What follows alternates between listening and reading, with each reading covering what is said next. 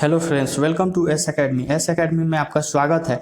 अगर आप कोई भी स्टेट पीसीएस या फिर यूपीएससी, बीपीएससी और यूपीपीएससी का तैयारी कर रहे हैं तो ये वीडियो आपके लिए बहुत ही इंपॉर्टेंट है, क्योंकि इस वीडियो सीरीज में हम लोग कवर करने वाले हैं बीपीएससी और भी अन्य पीसीएस में पूछे जाने वाले जितने भी सब्जेक्ट हैं उन सारे सब्जेक्ट को हम लोग चैप्टर वाइज कवर करेंगे।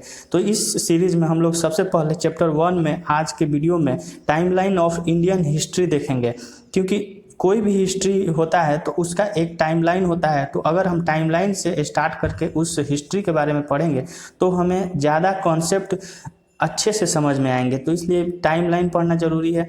और इसके साथ साथ हमारे टेलीग्राम ग्रुप है, उससे आप जुड़ सकते हैं ताकि आपको रेगुलर स्टडी मटेरियल और क्वेश्चन आपको प्रोवाइड किया जाता है उस ग्रुप में। और एक टेलीग्राम ग्रुप है जहाँ पे आपको डिस्कशन कर सकते हैं, कोई भी डाउट हो तो उसका लिंक आपको डिस्क्रिप्शन में मिल जाएगा, ज्वाइन कर सकते हैं। यहाँ सबसे पहले हम लोग वीडियो स्टार्ट करने से पहले एक चीज़ देख लेते हैं कि कैसे हम लोग कौन कौन से टॉपिक्स को पढ़ेंगे। सबसे पहला है हमारा टाइमलाइन ऑफ इंडियन हिस्ट्री, दूसरा है इंडस वैली सिविलाइजेशन, तीसरा चैप्टर है अर्ली वैदिक पीरियड जो कि 1500 बीसी से लेकर 1000 बीसी तक है, चौथा चैप्टर है लेटर वैदिक पीरियड जो कि 1000 बीसी से लेकर 500 बीसी तक है, पांचवा चैप्टर है बौद्धिज्म और जैनिज्म, छठा चैप्टर है महाजनपद, हरियांका डायनेस्टी, शिशुंगस डायनेस्टी, नंदा डायनेस्टी, सातवां चैप्टर है मौर्य पीरियड, आठवां है फॉरेन इन्वेंशन इन इंडिया, नौवां है गुप्ता पीरियड, फिर संगम एज, चालुक्य डायनेस्टी और पल्लव डायनेस्टी। उसके बाद से आता है स्टेट्स इन नॉर्थ इंडिया जैसे कि पलास हुआ, प्रतिहारास हुआ या राष्ट्रकूटाज हुआ। उसके बाद से चैप्टर है राजपूत स्टेट, इसके बाद से विजयनगर और बहमनी किंगडम। तो ये सारे चैप्टर्स हैं। इसके बाद से आता है हमारा दिल्ली सल्तनत, इसका पार्ट 1 करेंगे, फिर दिल्ली सल्तनत का पार्ट 2, उसके बाद से आता है मुग़ल एम्पायर जो कि पार्ट 1 होगा, फिर Mughal empire part 2, Mughal empire part 3, Mughal empire part 4। क्योंकि मुग़ल एम्पायर बहुत ही बड़ा चैप्टर है तो इसमें हम लोग टोटल 4 पार्ट्स में इस चैप्टर को डिवाइड किए हुए हैं। इसके बाद से हमारा 21 नंबर का आता है भक्ति और सूफी मूवमेंट। इसके बाद से advent of European in India यानी यूरोपियंस का इंडिया में आगमन। इसके बाद से जो पीजेंट मूवमेंट हुआ वो हम लोग पढ़ेंगे। इसके बाद से tribal revolts in India, revolts of 1857। इसके बाद से पॉलिटिकल और socio religion organisation before INC यानी इंडियन नेशनल कांग्रेस से पहले जितने भी पॉलिटिकल और सोशियल जितने रिलीजियस ऑर्गेनाइजेशन हुए उन सारे ऑर्गेनाइजेशन के बारे में पढ़ेंगे। इसके बाद से आता है जितने भी गवर्नर जनरल और वाइसराय हैं इंडिया के उसके बारे में। फिर इंडियन नेशनल मूवमेंट हुआ जो कि 1885 से लेकर 1905 तक के बीच का पढ़ेंगे। इंडियन नेशनल मूवमेंट जो कि 1905 से लेकर 1917। Newspaper and journalism during British India, क्योंकि न्यूज़पेपर से भी हमारा पूछा जाता है कि कौन सा न्यूज़पेपर किसके द्वारा स्टार्ट किया गया था। इसके बाद से आता है इंडियन नेशनल मूवमेंट 1917 से 1947 तक। इसके बाद से है education during British period, British period में एजुकेशन का कैसा सिस्टम था। Thereafter revolutionary movement during British period. इसके बाद से development of press during British period, post independence consolidation of India, land revenue system. तो ये हमारे जो चैप्टर्स है ये हम लोग सारे चैप्टर्स को एक एक करके पढ़ेंगे। आपको बिल्कुल ही घबराने की ज़रूरत नहीं है, हम लोग अच्छे से बीपीएससी की तैयारी करने वाले हैं। और कोई भी अगर आप पीसीएस की तैयारी कर रहे हो तो ये सारे चैप्टर अगर आपने बेसिक टू हाई पढ़ लिया अच्छे से कॉन्सेप्ट बनाकर और नोट्स में अगर आपने राइट डाउन कर लिया तो आपके सारे कॉन्सेप्ट क्लियर हो जाएंगे। उसके बाद से कुछ चैप्टर हैं आर्ट एंड कल्चर के, उसके लिए पहला चैप्टर है इंडियन मॉन्यूमेंट्स और देयर बिल्डर्स स्टेट वाइज। इसके बाद से है क्लासिकल डांसेज, फोक डांसेज या फिर मार्शियल आर्ट्स। तीसरा है हमारा इंडियन पेंटिंग्स। उसके बाद से है फेमस टेम्पल्स इन इंडिया। इसके बाद से Indian schools of ancient Indian philosophy. इसके बाद से है UNESCO intangible culture heritage sites in India यानी जितने भी साइट्स है इंडिया में उसके बारे में। इसके बाद से आता है हमारा यूनेस्को वर्ल्ड हेरिटेज साइट। फिर जीआई टैग किसको किसको मिला है इंडिया में, पोपेट्री, थिएटर फॉर्म्स, म्यूजिकल इंस्ट्रूमेंट, ये सारे हम लोग चैप्टर पढ़ेंगे। मुगल आर्किटेक्चर के बारे में पढ़ेंगे, आर्किटेक्चर ड्यूरिंग दिल्ली सल्तनत और एंशिएंट इंडियन आर्किटेक्चर। तो ये सारे हम लोग चैप्टर्स को बहुत ही अच्छे से पढ़ने वाले हैं। आपके सारे भी एग्जाम्स होंगे, वो सारे एग्जाम्स में आपको इससे बाहर कोई भी देखने को क्वेश्चन नहीं मिलेगा। तो चलिए इसी के साथ शुरू करते हैं हमारा वीडियो। और चूँकि ये पहला लेक्चर है, पहला वीडियो है फर्स्ट चैप्टर का, टाइमलाइन ऑफ इंडियन हिस्ट्री, तो इस चैप्टर में हम लोग पहले टाइमलाइन जो होगा वो एंशियंट हिस्ट्री से स्टार्ट करते हैं, इसके बाद से हम लोग मेडिवल पे जाएंगे, देयर आफ्टर मॉडर्न हिस्ट्री, ऐसे कर करके हम लोग मॉडर्न हिस्ट्री के लास्ट इंडिपेंडेंस पोस्ट इंडिपेंडेंस तक भी हम लोग कवर करेंगे।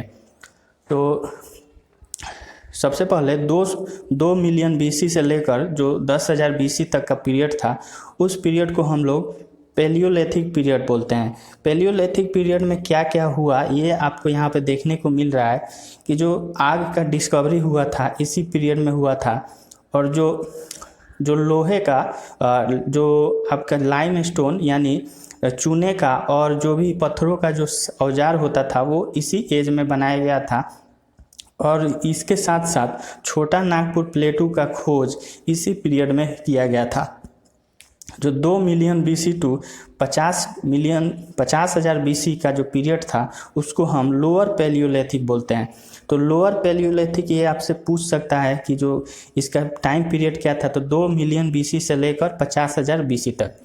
फिर आता है 50,000 बीसी से लेकर 40,000 बीसी तक, तो इस पीरियड को हम लोग मिडिल पैलियोलिथिक बोलते हैं। इसके बाद से आता है 40,000 बीसी से लेकर 10,000 बीसी, तो इस एज को हम लोग अपर पैलियोलिथिक पीरियड बोलते हैं।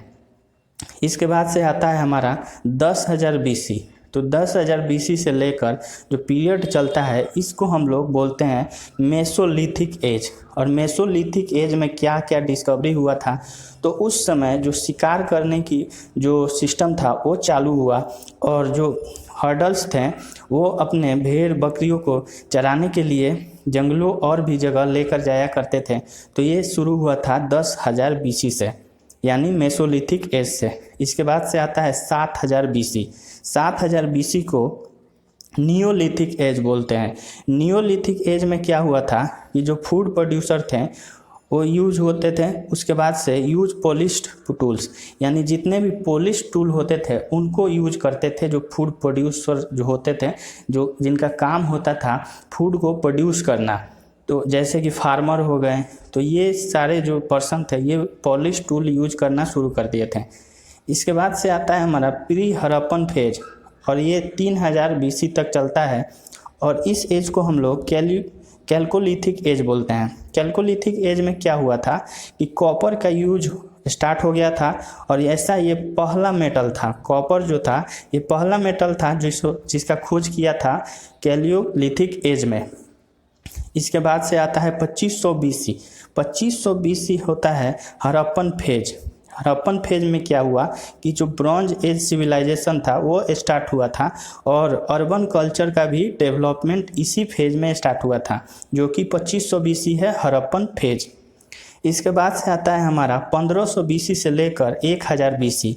इस एज को हम लोग अर्ली वैदिक पीरियड बोलते हैं। अर्ली वैदिक पीरियड में ही ऋग्वेद का उत्पत्ति हुआ था। अब अगला है 1000 बीसी से लेकर 500 बीसी तक।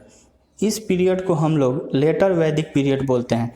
लेटर वैदिक पीरियड में जो अर्बन फेज का डेवलपमेंट था, सेकेंड जो इसका फेज था उसका स्टार्ट हुआ था, और ये स्टार्ट हुआ था महाजनपद के साथ। तो महाजनपद का भी शुरुआत इसी फेज से हुआ था, और सेकेंड अर्बन फेज था ये, जिसका नाम है लेटर वैदिक पीरियड।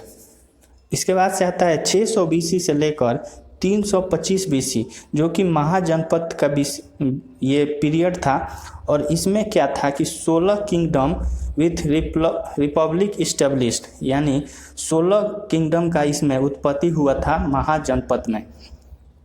इसके बाद से आता है हमारा 544 बीसी से लेकर 412 बीसी, और इस एज को हम लोग हरियंका डायनेस्टी के नाम से जानते हैं, और इसका एस्टेब्लिशमेंट, इसका उत्पत्ति बिंबिसार के द्वारा, अजातशत्रु और उदयायन के द्वारा किया गया था।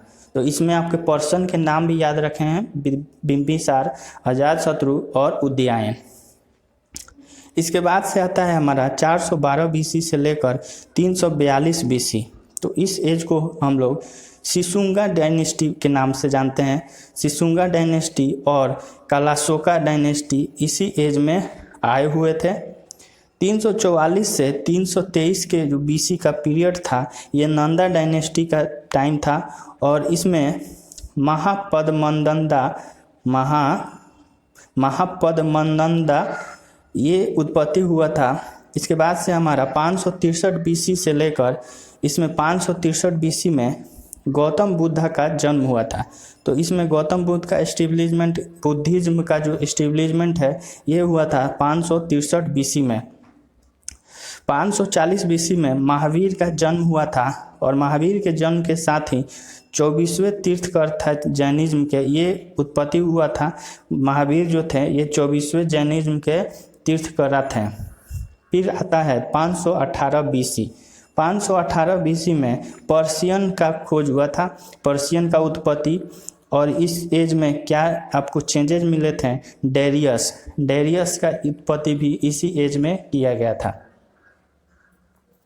अब आता है हमारा 483 बीसी में बुद्धिज्म का पहला काउंसिल हुआ था। बुद्धिज्म का फर्स्ट काउंसिल ये कहाँ हुआ था, राजगीर में। इसके बाद से आता है 383 बीसी, इसमें बुद्धिज्म का सेकंड काउंसिल हुआ था जो कि वैशाली में कराया गया था। इसके बाद से आता है 326 बीसी, जिसमें मैकेडोनियन इन्वेशन हुआ था, यानी मैकेडोनियन का उत्पत्ति। और इसमें क्या हुआ था कि ग्रीक और इंडिया के बीच में डायरेक्ट कांटेक्ट एस्टेब्लिशमेंट हो गए थे, यानी डायरेक्ट रिलेशन एस्टेब्लिश हो गए थे, उत्पन्न हो गए थे। इसके बाद से आता है हमारा 250 बीसी, जो कि आपका बुद्धिज्म का तीसरा काउंसिल हुआ आपका पाटलिपुत्र में। तो इसमें से आपको याद रखने हैं, इसमें से डायरेक्ट क्वेश्चन पूछा जाता है कि बुद्धिज्म का तीसरा काउंसिल या दूसरा काउंसिल या फिर फर्स्ट काउंसिल कहाँ हुआ था, किस जगह में हुआ था, और उसका टाइम पीरियड भी आपको याद रखना है। इसके बाद से आता है 322 बीसी से लेकर 185 बीसी। इस एज में मौर्यन पीरियड का उत्पत्ति हुआ था। इसके बाद से 322 से लेकर 298 बीसी, इसमें चंद्रगुप्त मौर्य का उत्पत्ति हुआ था। फिर 298 से लेकर 273 बिंदुसार का उत्पत्ति। फिर 273 से लेकर 232 तक अशोका का उत्पत्ति। और 232 से लेकर 185 से ये है लेटर मौर्यन पीरियड। तो इसमें क्या क्या चेंजेस देखने को मिले, इसमें आपको पॉलिटिकल यूनिफिकेशन ऑफ इंडिया हुआ, यानी जो इंडिया का पॉलिटिकल आइडेंटिटी है वो बाहर आया। उसके बाद से धम्मा पॉलिसी जो था अशोक का वो भी आपको देखने को मिला। फिर growth of art and architecture, यानी जो आर्ट और आर्किटेक्चर था इंडिया का, उसमें काफ़ी डेवलपमेंट देखने को मिला इस पीरियड में, जो कि आप यहाँ पे देख सकते हैं। इसके बाद से आइए आगे हम लोग देखते हैं टाइमलाइन। 185 बीसी से लेकर 73 बीसी था, ये पीरियड था शुंगा डायनेस्टी का। और शुंगा डायनेस्टी में क्या चेंजेस मिलने, इसमें पुष्यमित्र शुंगा का एस्टेब्लिशमेंट हुआ, यानी पुष्यमित्र का उत्पत्ति हुआ।